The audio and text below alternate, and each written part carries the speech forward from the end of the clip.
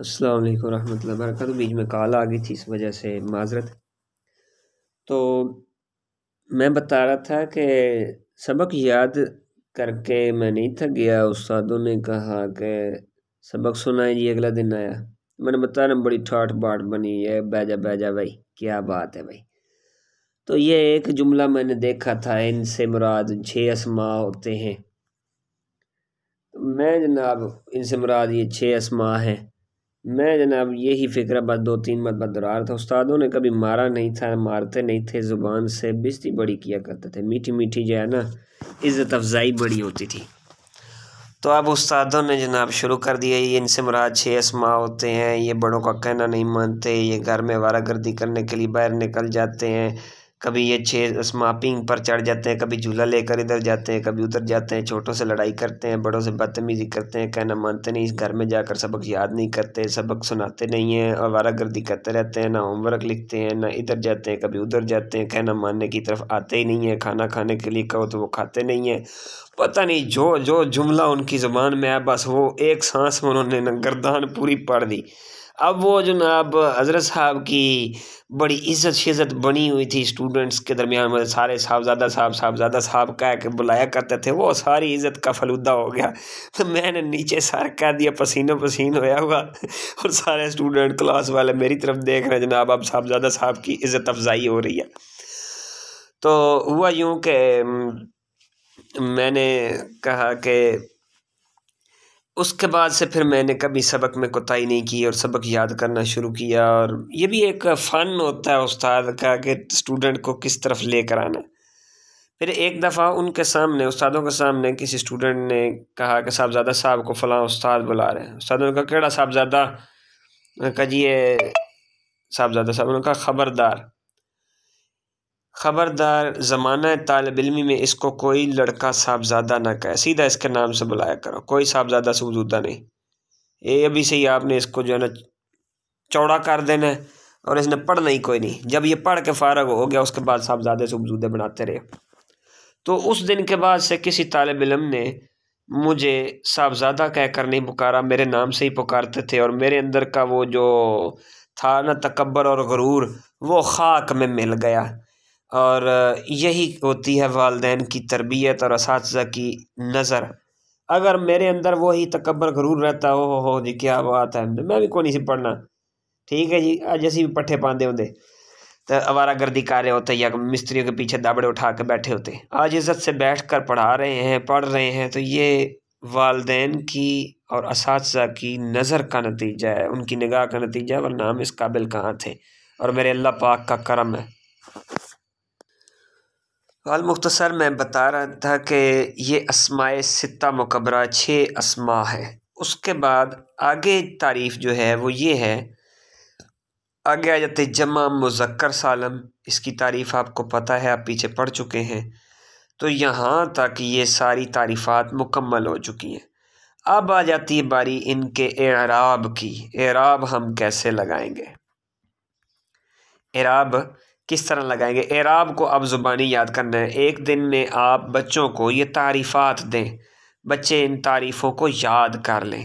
جب وہ یاد کر لیں تو اب ان کو انگلیوں کے اوپر یہ اعراب گنوائیں۔ جو علم النحو ہے نا، تنظیم المدارس کی لکھی ہوئی علم النحو، وہ بڑا ذرا عجیب سا لکھا ہوا، بچے پزل ہوتے ہیں۔ کوشش کریں کہ وہاں سے سوال دیکھیں اور یہاں سے آپ اسے انہیں نکال کر دکھائیں، بچوں کو بتائیں، بڑا آسان سا کر کے لکھا ہوا استاد محترم نے۔ میں ان کی پکچر بھی آپ کے ساتھ شیئر کروں گا، جنہوں نے یہ کتاب لکھی ہے، فوت ہو گئے ہیں، بہت قابل آدمی تھے، اور نام ہے محمد خان نوری۔ حقیقت بات ہے کہ جیسے ان کا نام ہے ویسی شخصیت، ویسے ہی نورانی چہرہ اور خوبصورت چہرہ، جٹ بوٹ بندے تھے، ٹھیک ہے جی۔ کھیتوں میں پٹھے کاٹ رہے تھے، تو جب وہ ان کے شیخ ان کو لینے کے لیے گئے، بھئی آ جاؤ بھائی میں پڑھانا چاہتا ہوں، ٹھیک ہے جی، تو اپنے ایک ایک بچہ دے دو۔ تو یہ شادی شدہ تھے، تو انہوں نے کہا جی بچہ تو ابھی ہو نہ ہو، چھوٹے ہیں، بچے کا باپ ہی لے جاؤ۔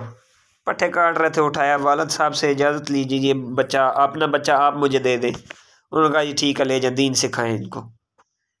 تو اس وقت گھوڑیوں کا دور تھا، گھوڑی پر بیٹھ کر یہ جناب وہاں پڑھنے کے لیے گئے دارالعلوم محمدیہ غوثیہ بیرا شریف میں، وہاں انہوں نے پڑھا اور درس نظامی کیا اور پھر پڑھایا بھی، اور یہ مستند قسم کی دونوں کتابیں صرف اور نحو کی لکھی۔ یہ ان کے نوٹس تھے، اصل میں نوٹس تیار کروائے تھے طلبہ کو، تو وہ پھر اساتذہ نے کہا کہ نوٹس آپ نے تیار کروائے تو ان نوٹس کو آپ کتابی شکل میں کیوں نہیں لے آتے، ہم انہی کتابوں کو لاگو کر لیتے ہیں۔ پھر انہوں نے کتابی شکل میں انہیں لے کر آئے اور پھر لکھے، تحریر کی، چھپوائے۔ جب چھپ گئے تو ان کے جو شیخ تھے قبلہ پیر محمد کرم شاہ صاحب الازہری رحمۃ اللہ تعالیٰ علیہ، انہوں نے جب دیکھا تو انہوں نے اس کتاب کو بہت زیادہ پسند فرمایا اور اسے ہی اپنے دارالعلوم کے سلیبس میں شامل فرما لیا، ان کے نوٹس کو اپنے دارالعلوم کے سلیبس میں شامل فرما لیا۔ بڑے خوبصورت انداز میں مختصر طریقے سے انہوں نے سمجھایا ہوا ہے۔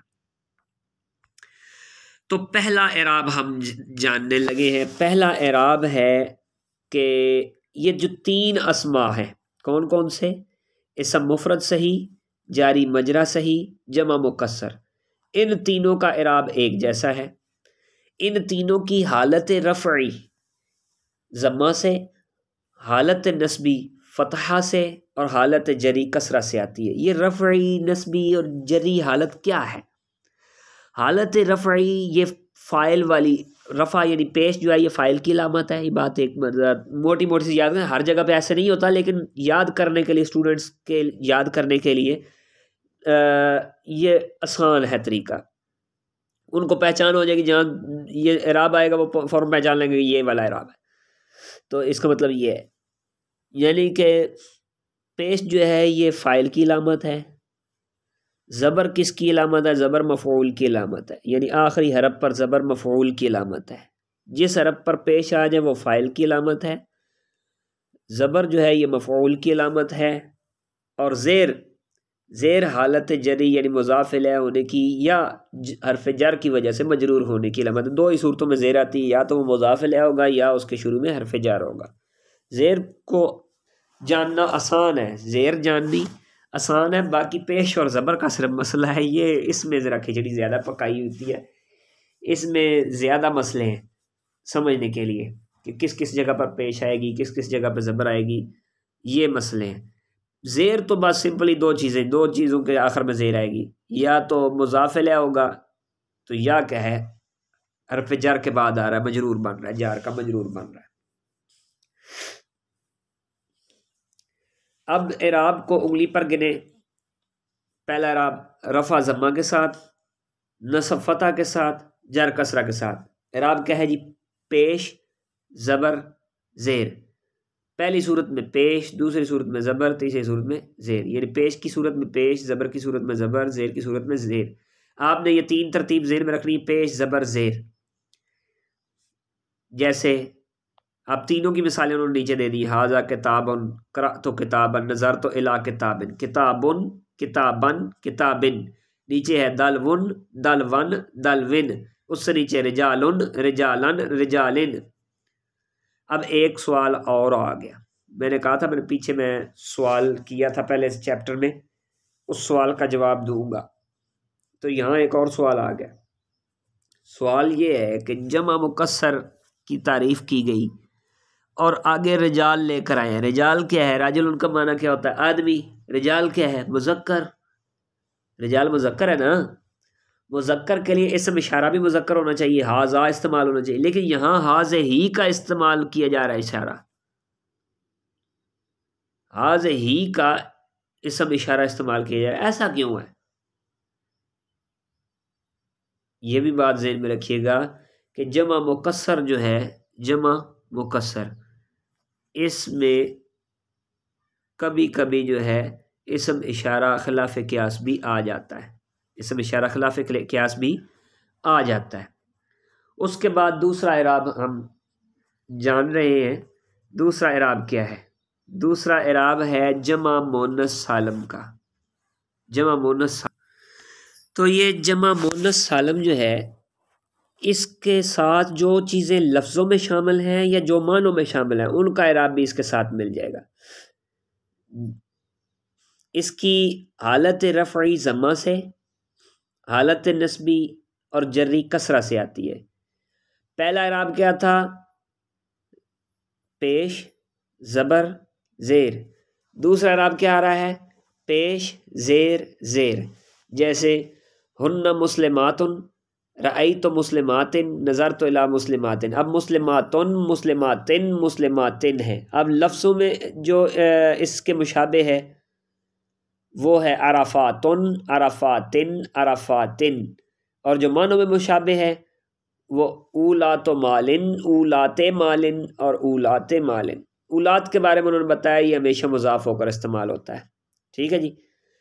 تو آگے نیچے قرآن پاک کی آیت جو ہے وہ انہوں نے پیش کر دی. اس کے بعد تیسرا اعراب جو ہے اس میں غیر منصرف آ جاتا ہے.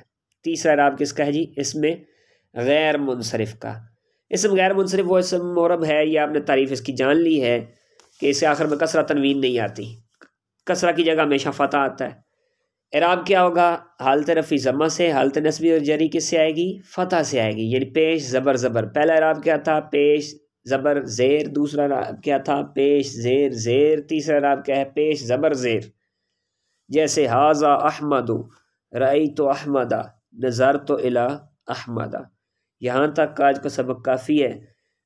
تو یہ 3 اعراب اتنے ہی بچوں کو دیں تاکہ وہ آسانی سے یاد کر لیں. تو باقی آئندہ سبق میں کل انشاءاللہ بقیہ چلے گا. السلام علیکم ورحمۃ اللہ وبرکاتہ.